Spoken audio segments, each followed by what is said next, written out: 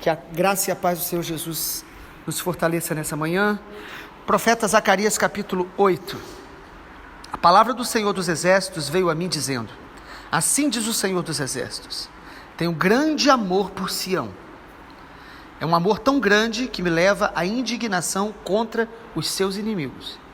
Assim diz o Senhor: voltarei para Sião, habitarei no meio de Jerusalém, e Jerusalém será chamada de cidade fiel, e o monte do Senhor dos Exércitos será chamado de Monte Santo.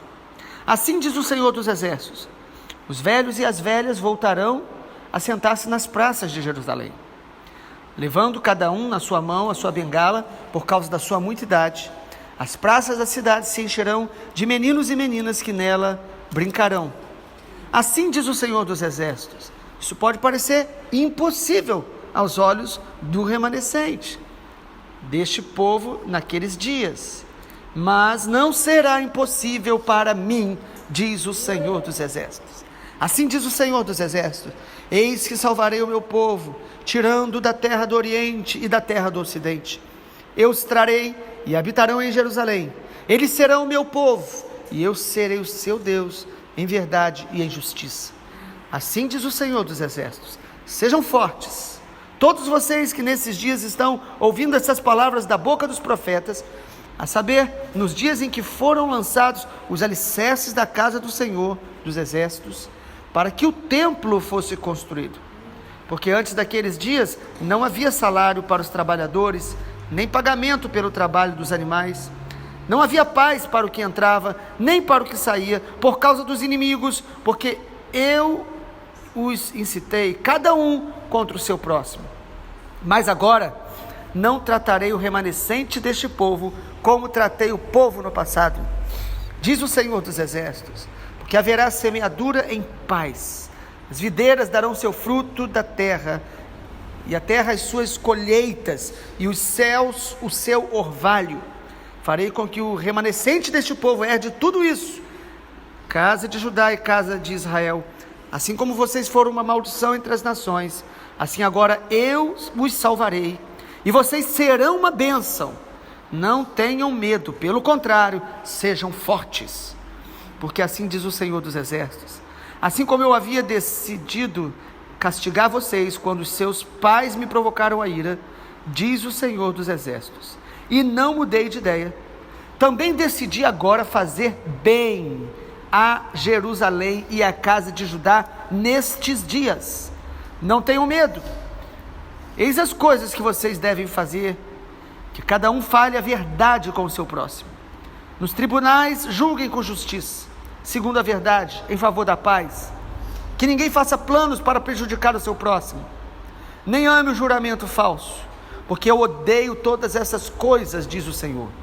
A palavra do Senhor dos Exércitos veio a mim dizendo: assim diz o Senhor dos Exércitos: o jejum do 4º mês, ou do 5º, do 7º, do 10º, serão para a casa de Judá um dia de júbilo, alegria e festividades solenes.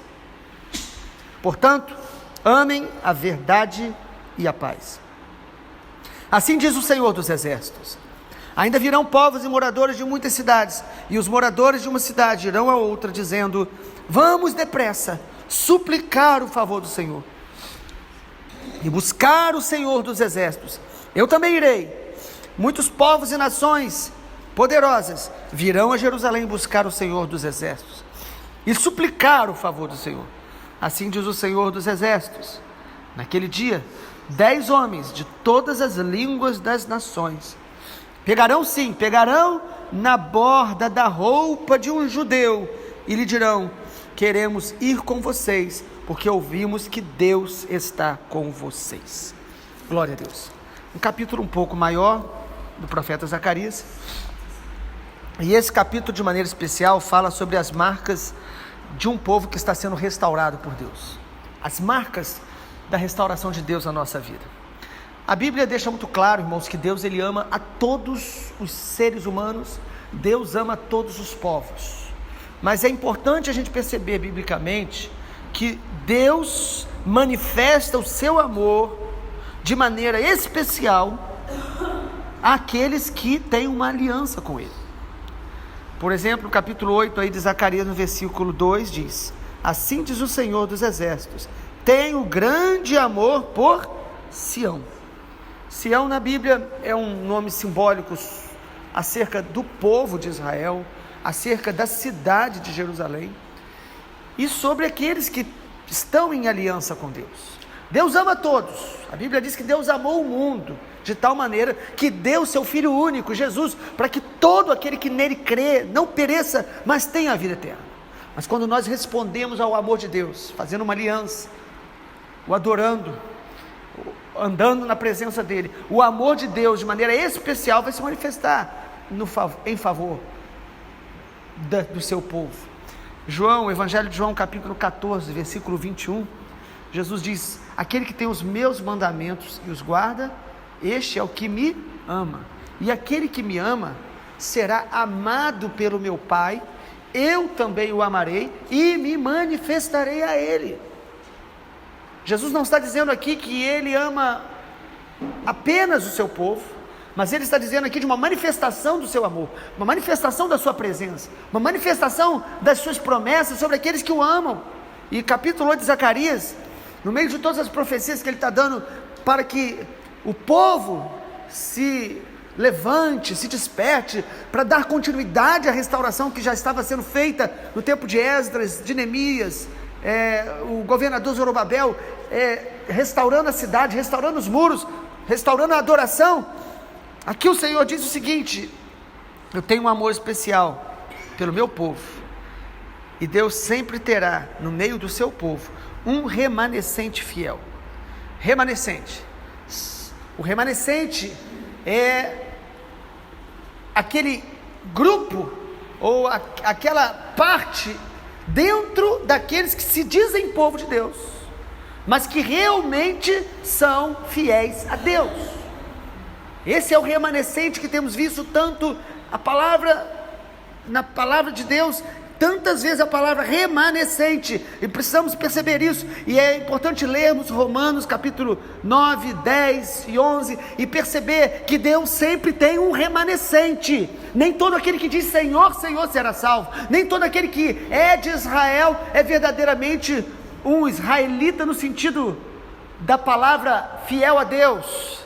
Nem todo aquele que diz que é igreja de Jesus realmente é nascido de novo e está permanecendo nele, como João capítulo 15. Amado, nós precisamos ser muito verdadeiros e falar: Senhor, será que eu sou parte de um povo que fala do teu nome, que lê a tua palavra e que faz orações, mas não tem aliança com o Senhor? Ou será que eu quero estar entre aqueles que vão levar a sério a tua palavra, que vão te buscar de todo o coração, que vão te conhecer, que vão realmente amar o Senhor e crer no Senhor? Deus sempre teve e terá um remanescente na terra, em Israel, na igreja e atualmente. Na época do profeta Elias, ele se sentiu só, e o Senhor disse: eu tenho 7.000 que não se dobraram diante de Baal. A nação era muito maior do que isso, os que se reuniam em nome do Senhor eram muito maior do que isso, mas Deus tem os seus 7.000 que não vão se dobrar diante do sistema ao seu redor, nem o sistema político, nem o sistema religioso. Não vão viver de aparência, não vão mentir para si mesmos, mas vão buscar andar na presença dele. E para esses Deus tem promessas de restauração, e essas promessas estão aí. O que me faz ser remanescente não é participar das atividades em nome do Senhor. O que me faz ser remanescente não é acreditar nas doutrinas certas. O que me faz realmente ser remanescente, amado, é um relacionamento vivo, diário, verdadeiro com Deus, com a sua palavra, um relacionamento diário com a sua presença e com o seu povo. O versículo 3 diz: assim diz o Senhor, voltarei para Sião e habitarei no meio de Jerusalém. Jerusalém será chamada cidade fiel, e o monte do Senhor chamado Monte Santo. Ou seja, o que me faz realmente ser povo de Deus é andar na presença de Deus, é conhecer a Deus, é me relacionar com Ele, é ser fiel à sua palavra. Não basta dizer Senhor, Senhor. Jesus falou que aquele que diz isso, nem todo que diz isso entrará no reino dos céus, mas aquele que faz a minha vontade. Será que nós estamos fazendo a nossa vontade, ou estamos buscando a Deus para que Ele faça o que a gente quer? E ficamos frustrados quando aquilo que a gente pede, a gente espera, não acontece, e ficamos frustrados e até esfriamos nosso relacionamento com Deus. Isso mostra que realmente não estamos buscando o Senhor, mas estamos buscando os nossos próprios interesses. Mas o capítulo 8 nos mostra aqui algumas marcas que podem nos ajudar a perceber se nós estamos sendo mesmo este remanescente que está sendo restaurado por Deus. Primeiro, quando nós estamos experimentando essa restauração de Deus, amado, Deus vai derramar sobre nós, sobre o nosso coração, uma segurança absoluta, uma confiança absoluta no seu cuidado, na sua proteção. A primeira marca de alguém que está sendo restaurado pelo Senhor é a segurança em Deus. Olha o versículo 4. Assim diz o Senhor: os velhos e as velhas voltarão a se sentar na praça de Jerusalém, cada um com a sua bengala. É uma cena que mostra um povo que está sendo restaurado por Deus. É uma cena que aponta para também a nova Jerusalém, a Jerusalém celestial, onde nós não teremos medo algum. Mas mesmo cercados por uma sociedade violenta, mesmo cercado por muitos perigos que todos nós enfrentamos hoje, na maioria das nossas cidades, amado, quando nós estamos andando na presença de Deus, haverá no nosso coração uma paz, uma segurança, uma confiança absoluta que Ele tem cuidado de nós.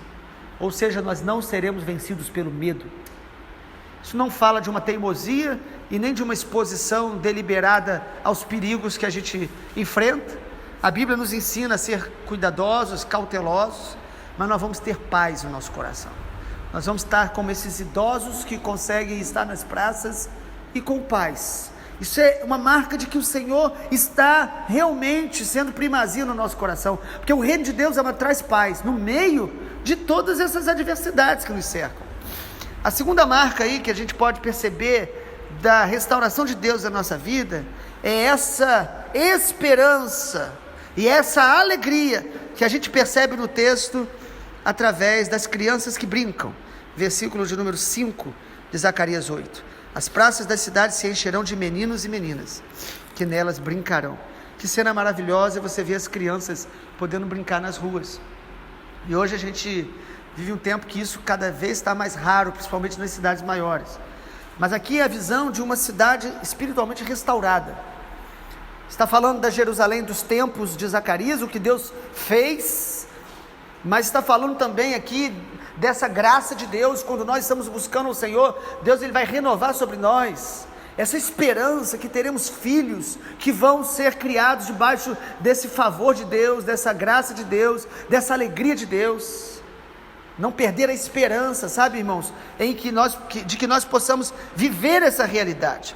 Terceiro lugar, a restauração de Deus produz algo também muito especial, que está no versículo 6.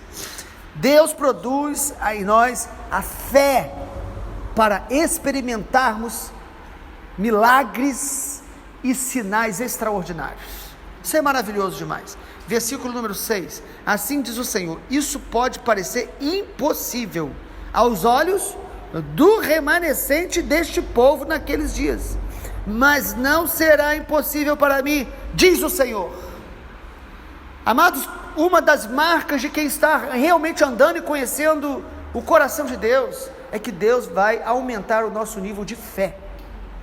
Deus vai nos levar a crer em coisas maiores, a buscar realmente a manifestação do seu poder, da sua presença, trazendo sobre nós sinais extraordinários. A Bíblia diz que aquele que se aproxima de Deus deve crer que Ele existe e que Ele é galardoador dos que o buscam.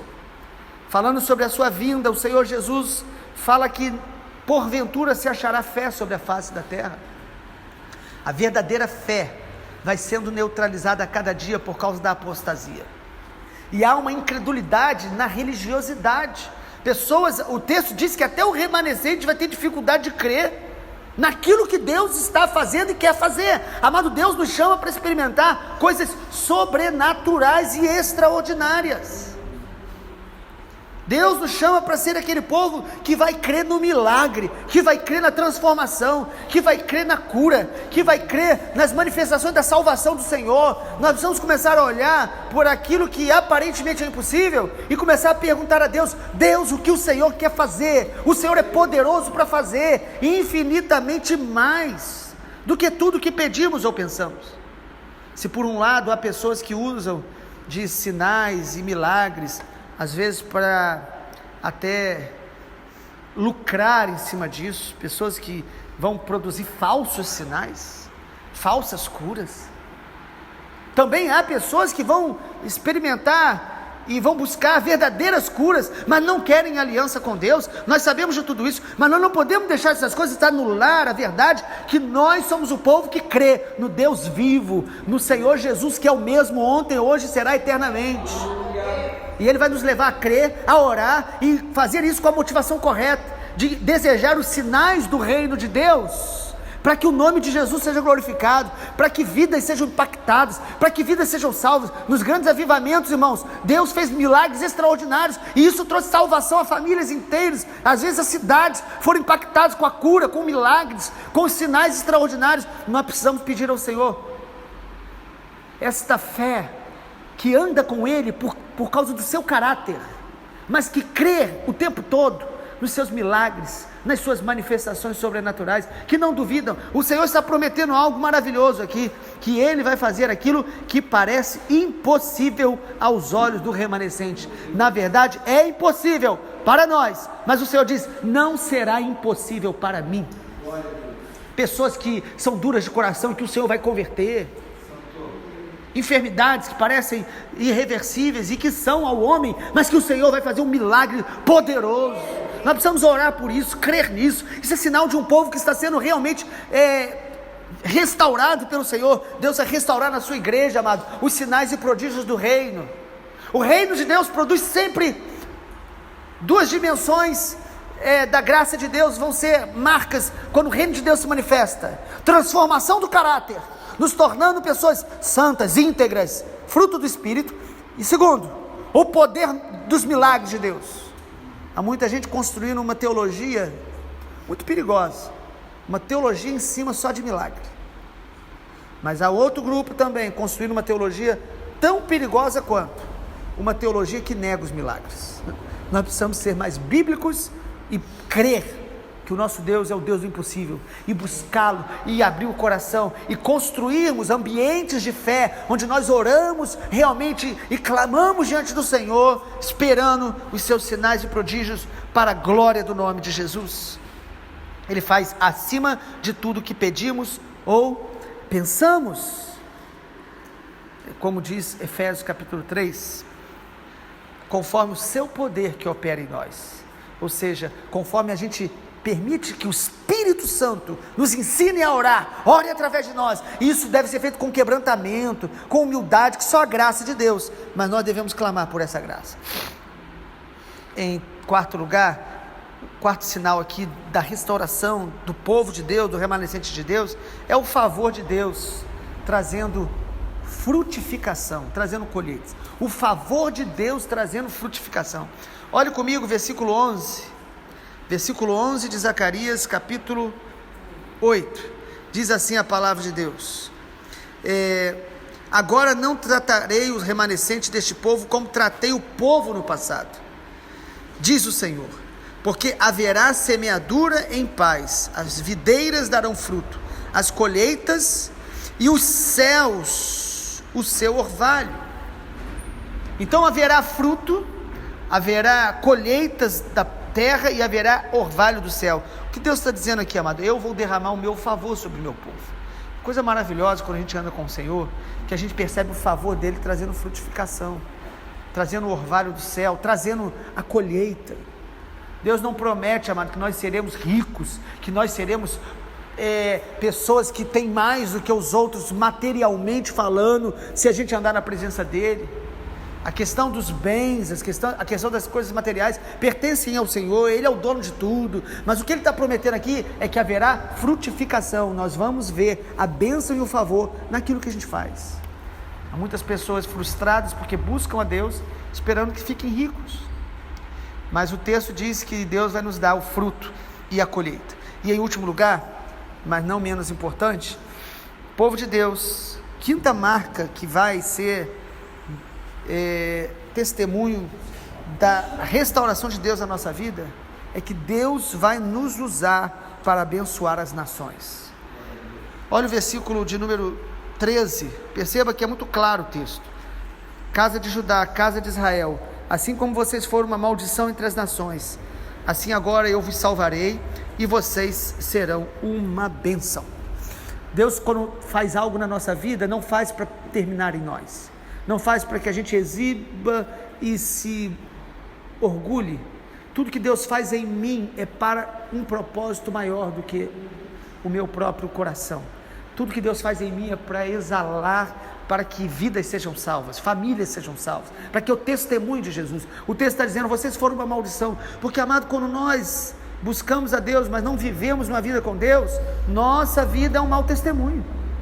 As pessoas olham para nós e dizem, olha lá, ele diz que é de Jesus, mas ele não tem paz, ele não demonstra nas atitudes dele, ele não revela amor, ele é uma pessoa que fala e que vive como qualquer outra pessoa. Sabe, amado, a gente deixa de abençoar. Deixar de ser bênção é pecado, porque Deus nos chamou para ser bênção. Deus falou para Abraão, ser tu uma bênção.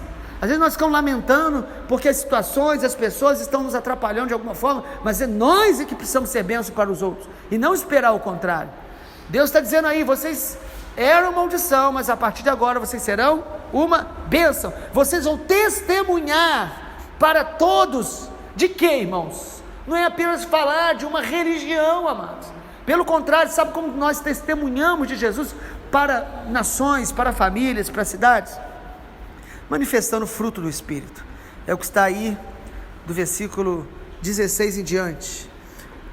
Versículo 15, o Senhor diz, eu decidi fazer bem a Jerusalém. Agora o versículo 16, ele fala, eis as coisas que vocês devem fazer, fale a verdade, julguem com justiça nos tribunais, segundo a verdade, que ninguém faça plano de prejudicar o próximo, nem ame o juramento falso, porque eu odeio essas coisas. O que Deus está dizendo é o seguinte, vocês vão abençoar as nações com o estilo de vida de vocês, vocês vão ser pessoas que procuram andar e falar a verdade, que são justos na hora de julgar, e não só aqueles que estão nos tribunais diretamente, mas nós devemos ser justos até julgar qualquer questão que nós estamos vendo, ouvindo, sabendo, inclusive envolvendo a nossa nação. Nós não podemos, amado, decidir ou julgar na medida da nossa própria vontade e pensamento. Nós precisamos ser justos, porque é isso que vai ser bênção, quando o povo de Deus, o remanescente de Deus, ele manifesta o fruto do Espírito, sendo bom com as pessoas, sendo solidário, manifestando a graça de Deus em nossos relacionamentos. O versículo 19 diz que o nosso jejum vai se transformar em júbilo, em alegria. Nós vamos ter prazer em fazer a vontade de Deus, amando a verdade e amando a paz. Nós vivemos dias maus. A Bíblia diz em Isaías 60 que a escuridão cobre os povos, mas sobre ti se verá a luz do Senhor. O Brasil hoje precisa de um remanescente que manifeste a luz de Deus. Que luz é essa? É a presença manifesta de Deus. Nós precisamos de uma igreja hoje que manifeste o reino de Deus, enfatizando para todas as pessoas que a nossa confiança não está na política nem na economia, a nossa confiança está no Senhor dos Exércitos, a nossa confiança está em Jesus. Nosso coração confia e espera no reino de Deus, proclama o reino de Deus. Esse é o chamado de Deus para que a gente testemunhe de Jesus para a nossa geração. Independente dos dias maus que vivemos ou viveremos, o remanescente do Senhor será bênção, testemunhando o amor de Jesus. A maior marca que o mundo precisa ver em nós é o amor de Jesus.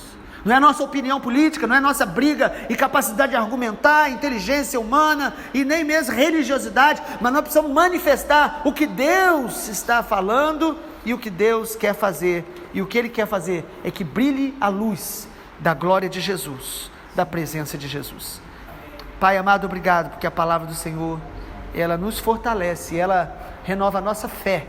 Eu oro nessa manhã que essa palavra possa nos estimular, despertar, encorajar, que essa palavra, Pai, se torne para nós mais um incentivo do Senhor, para que possamos buscar uma aliança profunda, conhecer o Senhor. O povo que conhece o Senhor será forte e fará proezas. Renova essa força que essa palavra nos dá, para que a gente não tenha medo, mas sejamos fortes, fortes para te obedecer, fortes para te buscar, fortes para vencer o pecado que constantemente nos assedia, forte para resistir ao diabo e ele fugirá de nós. Sejamos fortes para manifestar o conhecimento do Senhor em nossa geração. Usa cada um de nós como remanescente nessa hora. E se alguns de nós, Pai, estamos fora desse remanescente, traz arrependimento ao nosso coração, traz quebrantamento ao nosso coração, Espírito Santo, mas não nos deixe fora do povo que o Senhor está realmente despertando, preparando para as tuas grandes obras, nesse tempo que antecede a volta do nosso Senhor Jesus. Nós oramos assim, em nome de Jesus, amém, glória a Deus.